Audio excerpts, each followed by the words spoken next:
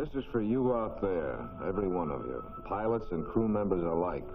Soon you're going to be flying across the whole face of this globe, over every possible type of terrain, over Arctic, jungle, and desert. So get this straight. Any land you fly over, you may someday have to walk over. And in most cases, the walking isn't too good. Take the desert, for instance. That means a lot of spots besides Africa. There's China and the Gobi Desert, Australia and the Great Sandy, plus the desert lands of Arabia, Iran, and Western India. All of them are rough. All of them are dry, hot, and without mercy for the men who don't know them. This is the kind of country where you fry during the day and where you can shiver with cold at night, and where a man would sell his soul for a drink of water. During the North African campaign, a lot of our men found out about this the hard way, which is the only way the desert teaches anything. That's why you'll have to know it. A fight against the desert is a fight to the finish. Pippin and her crew can testify to that. For here's where they crash landed, one day in late summer, far off their course after blasting an Aegean target out of the war, and after paying the enemy for the pleasure of doing it. Yes, they got it right where it hurts the most. Anti-aircraft knocked out one of the engines. Messerschmitts did the rest. The B-24 was riddled from nose to tail. The navigator and radio gunner, both wounded during the fight. Even getting this far was a rugged deal. For the first time, these boys found out just how big, how empty a desert can be. Down here in the middle of nothing, it looked a lot different than it did from 10,000 feet. Yeah, a lot different. Within an hour after they'd crawled out of their ship and got busy, they had a pretty fair idea of the spot they were in. No matter how they tried to ignore it, no matter how they tried to laugh it off. Say, anybody feel warm? Warm? Are you kidding? It's not the heat. It's the humidity. Turn me over when I'm brown on one side, will you, Joe? Quit thinking about it. It'll make you thirstier. And a lot of good that'll do. 5 gallons of water shot to hell. Look, hem stitching. That Messerschmitt pilot must have been a tailor back in Berlin. Hey, when you get your radio fixed up, George, have them drop us a case of cold Coke right away, will you? That's a hell of a joke. If we had a portable transmitter with us, we wouldn't have to wait for that mess in the ship to start working. We'd be out of here by tonight. Well, you knew the one we had in the ship was being repaired. You were there yesterday when Shorty took it over to the radio shop. Why didn't you bring a good one along? Nobody stopped you. Yeah, and in the 15 minutes they gave it to take off, I should have brought a thermos of coffee and fruit juices and checked every emergency kit, too, huh? Well, why didn't you, or Joe, or anybody? Quiet, you guys. Things are tough enough as it is. Besides, whoever thought we'd end up this way? Well, what are we laying around for? Why don't we get out of here? That ship isn't going to fly us out. We got to walk right now. Cut it out, Phil. No, I mean it, Skipper. Why are we wasting time with all this? What chance have the lieutenant and Shorty got without a doctor? We got to bring one back. We don't even have enough water to lay around here and wait. We're off course. Listen, a man walking out there on the desert has about as much chance of being spotted from the air as he has of finding Hedy Lamarr out there behind some sand dune. We're going to stick right here with the ship, as long as we can. Crossing that desert and coming out on top is just about 1,000 to 1 shot. We're going to stay right here for at least 3 days and hope that somebody spots us. After that, then, well, maybe a couple of us will take a shot at going after help. But that's our last and longest chance of them all. All right, men, sit down someplace.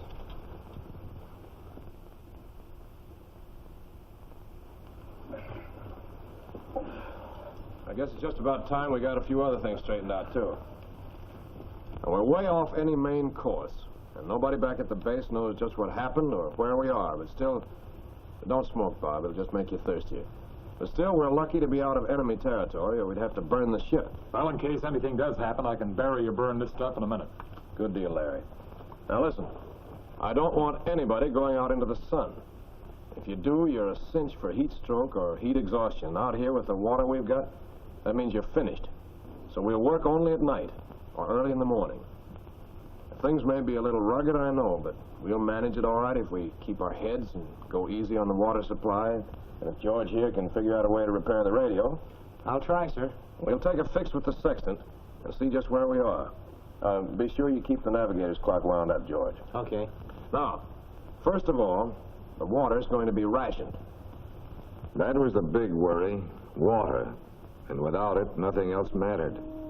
Their supply came to just 27 gallons. Sounds a lot, doesn't it, 27 gallons of water? But listen, that was to be split equally with all the crew, except the 2 wounded men who would need more than the others in order to live. For these others, 1 quart per man per day to last them exactly 10 days. And for the first 12 hours, nobody outside of the 2 casualties would get 1 single drop to drink. Tough? Plenty, but adequate, and bearable, and wise. Oh, let's get organized. Gil, do you have any ideas? Yeah. You see that section right over there, beyond that dune? Mm-hmm. Well, I think that ought to make a pretty good landing strip. It looks solid. There aren't too many big rocks there, and it should be easy to clear. Then if a plane should show up, it could land. We could even rig up a landing tee with one of the parachutes. Soak some rags in oil and make strip players out of them. Well, let's go, guys. Let's get started. Sit down, George. You don't rush things in the desert, and you don't work until it gets dark. Keep your shirt on, too, unless you want to boil. Remember, heat stroke. Now, we've got to get some ground signals out if we don't want to get caught with our pants down. Now, that looks pretty flat up there, and it's fairly high. I think it'd be a good idea if we made some oil and sand fires up there for distress signals. And if we find some bushes, we can burn them, too.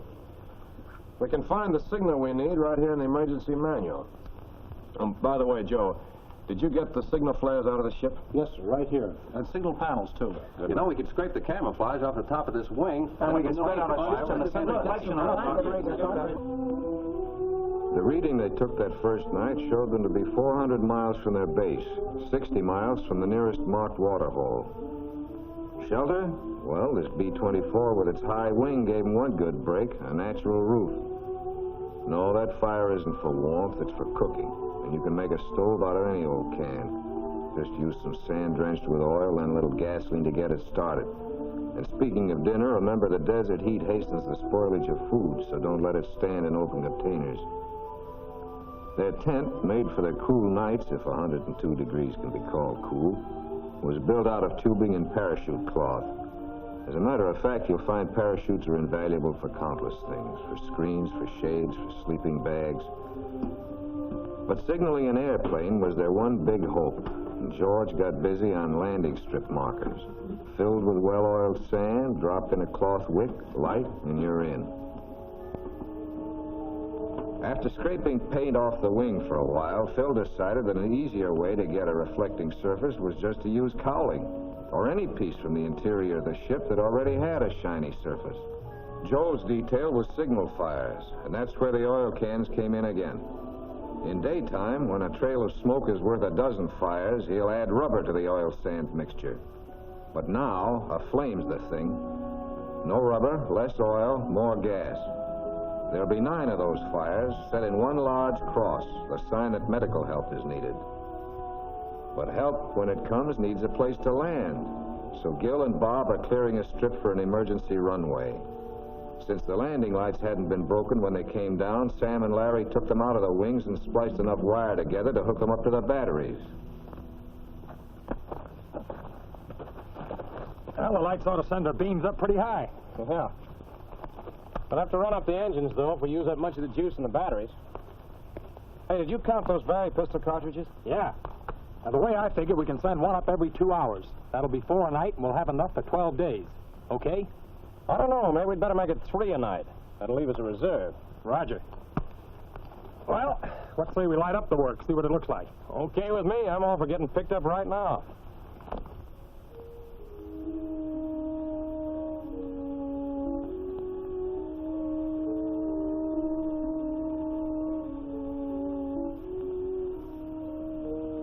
They worked pretty well that first night. Thirsty? Sure, but they were still full of energy, and the lack of water hadn't begun to cut into that energy. But there was nothing out on the desert, or up above, to spot their signals that night. Nothing.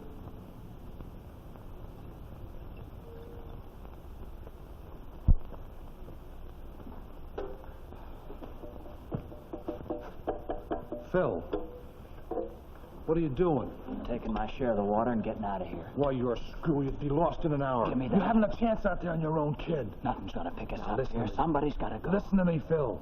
You don't know what you're doing. We've got to stick together. Suppose you don't come back. Then we got to go looking for you. That'll take more water. Now, if you don't care about yourself, think of the rest of us. I don't want anybody to go looking for me. If I make it, it's okay. We're all okay. If I don't, it's my business. Boy, you stupid little jerk, Okay, sucker. Get into your straitjacket and take. Sure, I'm crazy. You guys are sane. Only remember, what you're doing is desertion.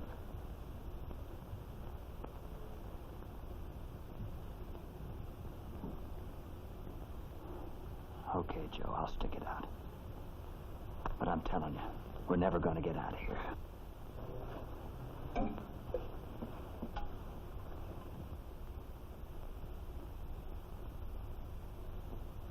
The start of the second day, with the temperature topping 100 degrees before 9 o'clock in the morning. Hot, burning days, nights that bring little relief. That's the summer desert for you. In the winter, you've got the rain and nights that are really cold. And winter or summer, there may be sandstorms. Any way you look at it, it's never any good. Shorty.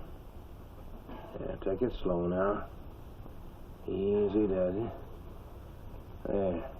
Feel better? As soon as you get a little stronger, you'll have to give George some tips on how to fix the radio. He can't get a peep. Let's start fanning him, Joe. Yes. His eyes look pretty inflamed. When he wakes up again, gotta use some more of this boric acid ointment on his eyes. Yes. Here. Good work, man. That ought to make it a lot better. Hey, Bob. You better use some of this sunburn jelly. You're burned already. You too, Larry.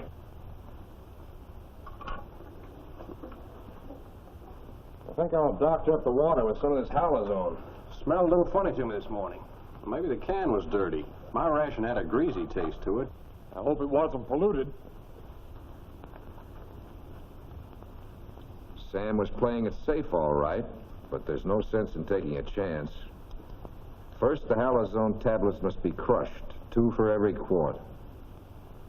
Usually, it takes anywhere from 20 to 30 minutes for the tablets to work. You can tell when the water's ready because then you can smell the chlorine, sometimes taste it. But the water that really needs your attention is the water around native wells and villages. Always assume that's polluted. How's the water coming, Skipper? I'm dying for a drink. About 20 minutes. And remember, when you do get it, don't slop it down all at once.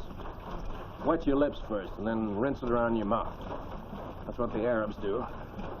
Drink it slowly and in small sips. Now, from tomorrow on, we get a pint in the morning and a pint at night.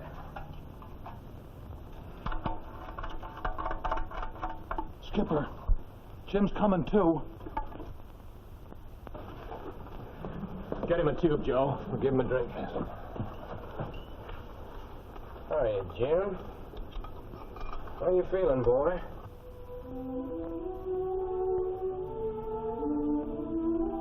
The third day, with no luck, no let-up in heat, no improvement in the wounded. But there was one improvement that third day, in living quarters. A double fly awning for the crew's front porch. That airspace between those layers of cloth lowered the temperature quite a bit. They've done the same thing at the rear, too, over that flap that's raised now to gain air circulation and to lose just a little more heat. Those are tricks that are priceless. Try to remember them, won't you? I'd only picked up that thermos on my way out of the mess hall. It was right there, right beside the door, full of coffee. Mess Sergeant himself. Put on your goggles. The glare's got you seeing and thinking double. Okay. Give me another card.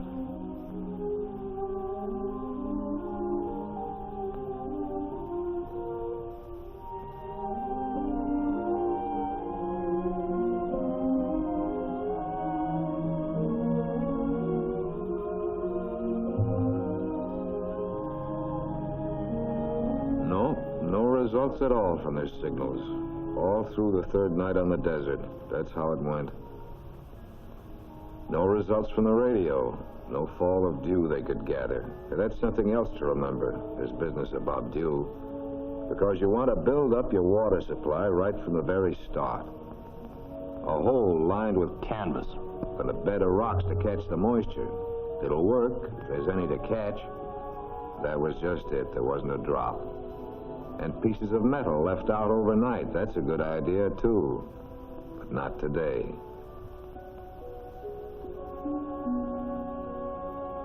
Not even on the wing of the plane. Those tricks will work if you're lucky. These boys weren't. They picked the driest season of the year in which to settle down on the desert.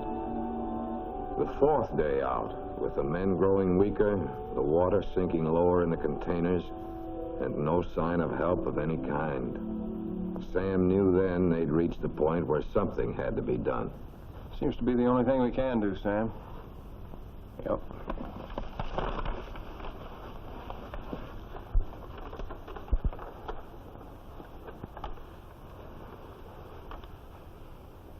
Well, I guess this is the day, man. Nothing's shown up, and we gotta do something about it. Look.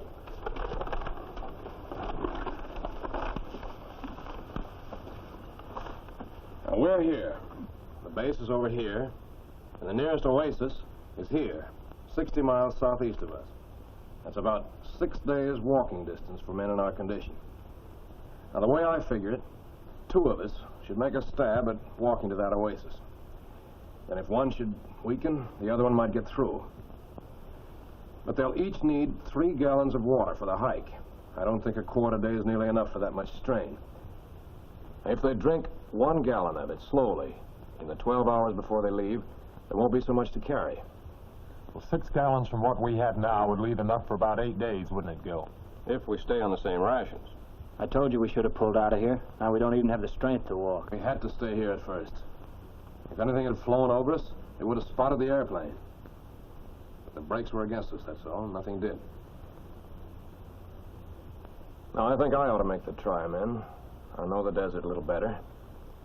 And Gil can take over for me here. And you can keep the signals going while I'm gone. That'll give us a chance both ways. Now, what do you think? I think it's the right thing to do. Who are you going to take with you, Skipper? Well,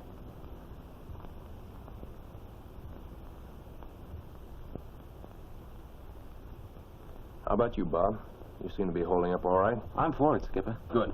But now understand this one thing very clearly. Gil is going to be the boss around here. And whatever he says about rations or anything else goes. Is that understood? Jack? Sure. Fine. Well, I'm going to start tonight. You have to travel light in the desert, or you just don't travel far. Water, you'll take a maximum load of that, and that means a minimum of everything else. Sam took only the essentials. Goggles, compass, flashlight, knife, matches, bandages, eye salve, iodine, sunburn lotion. And then came the food items from the K rations. Biscuits, fruit and chocolate bars, dextrose tablets.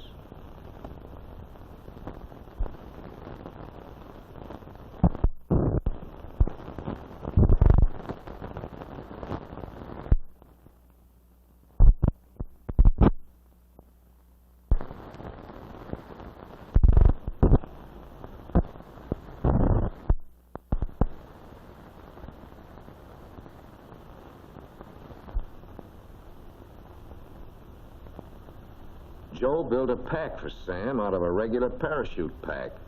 He stripped it, cut off the excess harness, and made a pack that was practically ready-made. Light, compact, simple. It proves the point, all right. A little ingenuity can turn a dozen ordinary parts of a plane's equipment into a whole kit of life-saving tools. Can make the difference between give up and keep going.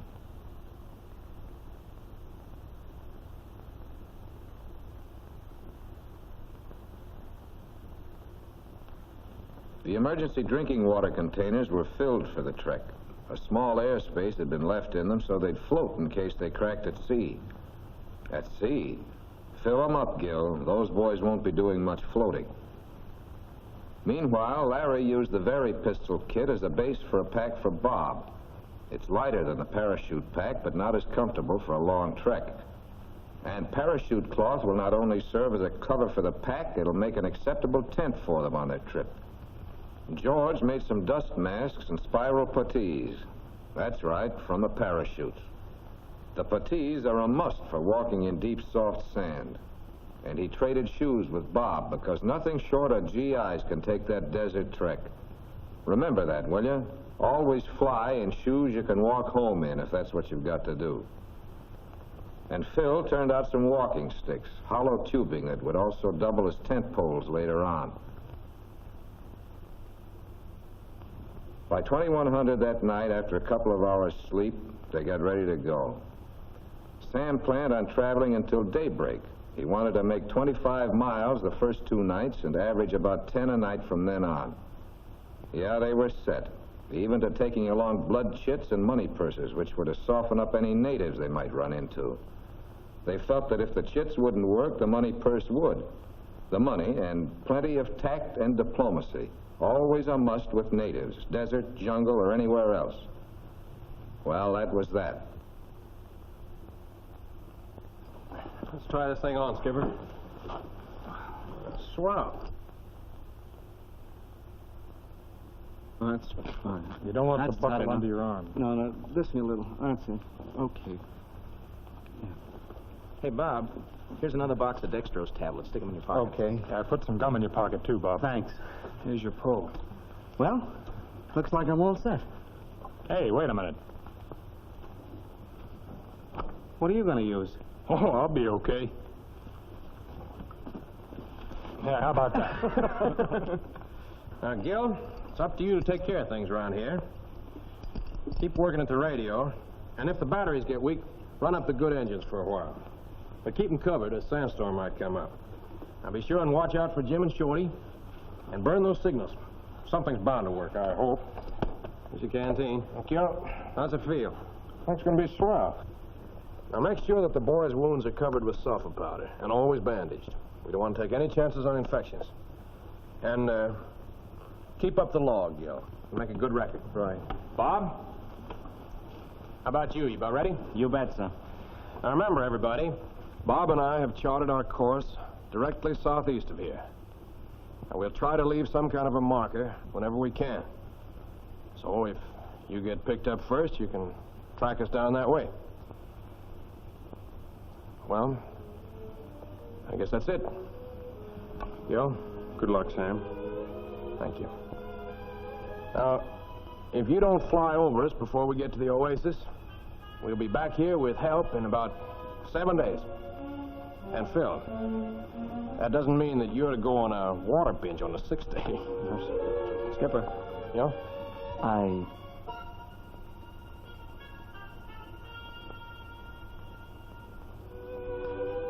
would you take this?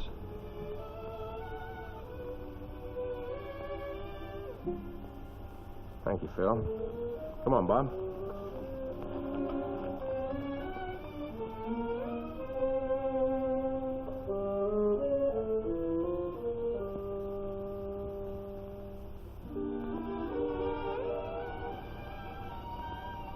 Well, come on, fellas.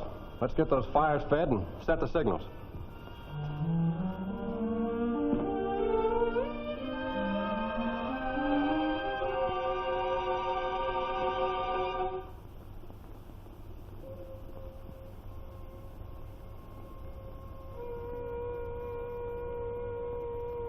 They had done all they could. Their various signal devices, the panels reading need medical attention. Now all they need is a plane to see them. Nothing more to do.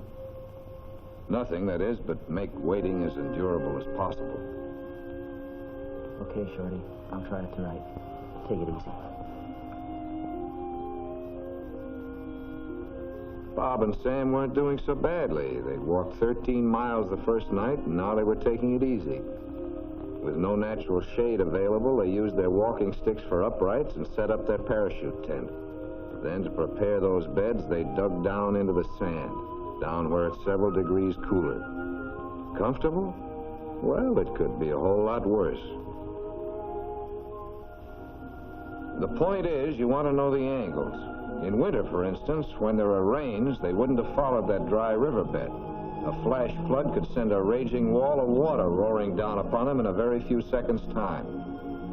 And in the winter, too, they might have found water to drink. in the lowest point in a bend of that channel, a few feet beneath the bed.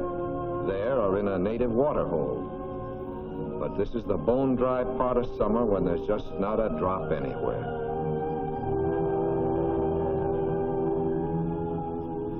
The temperature under that wing, August the 6th, was 129. 129. You perspire in that kind of weather no matter how still you are. And you sweat the salt from your body. That's not good, because a lack of that salt can cause cramps and heat exhaustion. Salt tablets? Sure, they're just what you need, if you've got plenty of water. But these lads haven't, so they're doing the next best thing. They keep their perspiration to a minimum and conserve what salt they have in their system. This was the second day of their trek, and Sam and Bob were beginning to find out just how tough walking across the desert can be. It took plenty of willpower not to strip, but Sam knew that the Arabs wear their clothes for a reason. The evaporation of perspiration has a definite cooling effect. Stripped to the skin, their perspiration would be gone too soon. The cooling effect over too quickly. How far we come, Skipper? About 25 miles. At least that's what I get by my count. 25 miles. Not even halfway yet. Oh, don't think about it, kid.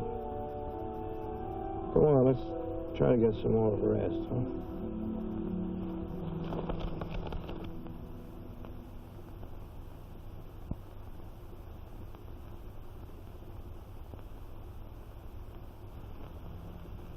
When you get this weak, you may be tempted to drink any liquid. The alcohol in your compass, your own urine, gasoline, or even oil. Don't. That's the quickest way to lose the fight. It takes willpower and guts to stand a gaff. Remember, a lot of good men have beaten the desert. It's tough, but it can be done. Hey, don't be a chump.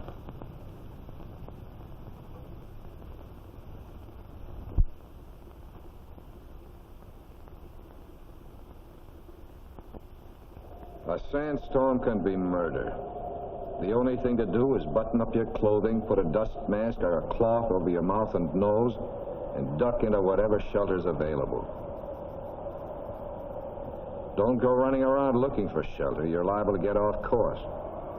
And if the sand starts piling up around you, roll over.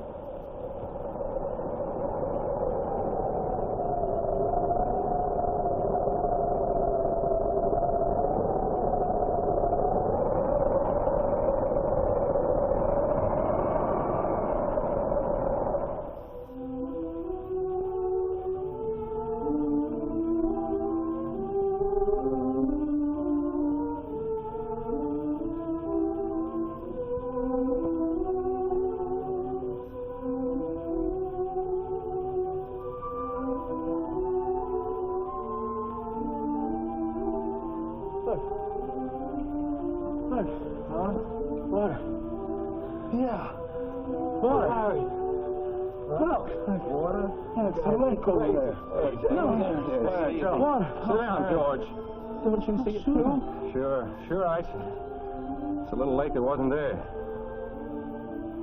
Haven't you guys ever heard of a mirage?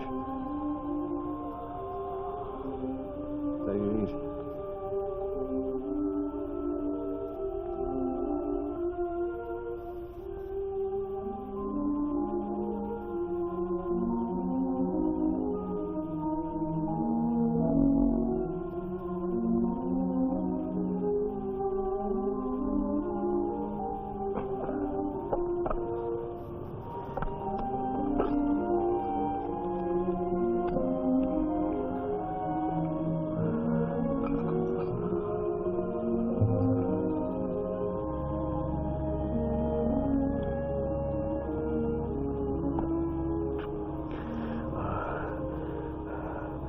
How far? No. Not far.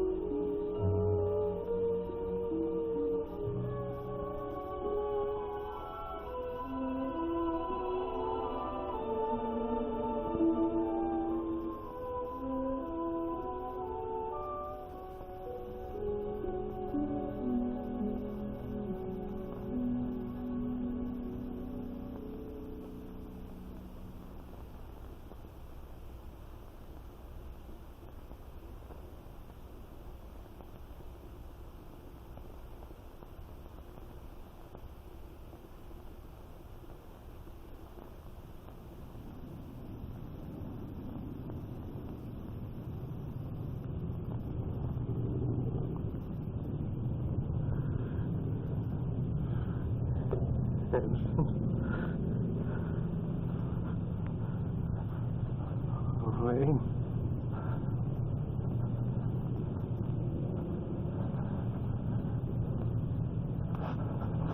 Wayne. Get up, George. Bill, what is it? The plane. The plane? Runway. Bill, flares. Signals, Joe. George. George. Come on.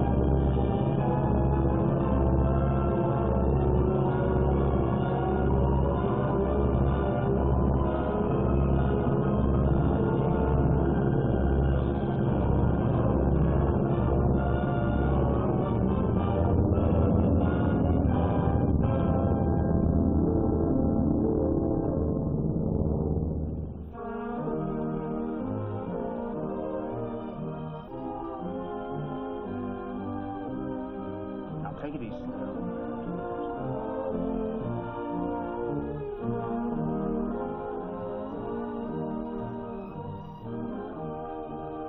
Two of our men, Skipper and Bob, went for help. It's all right, old man. They sent us, and they're okay.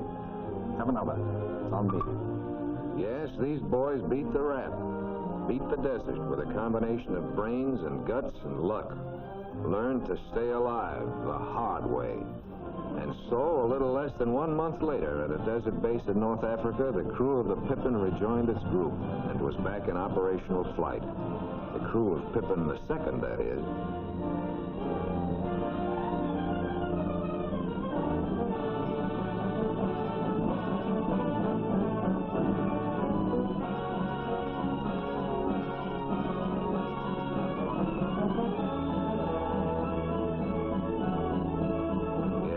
Different ship, and it's also a different crew.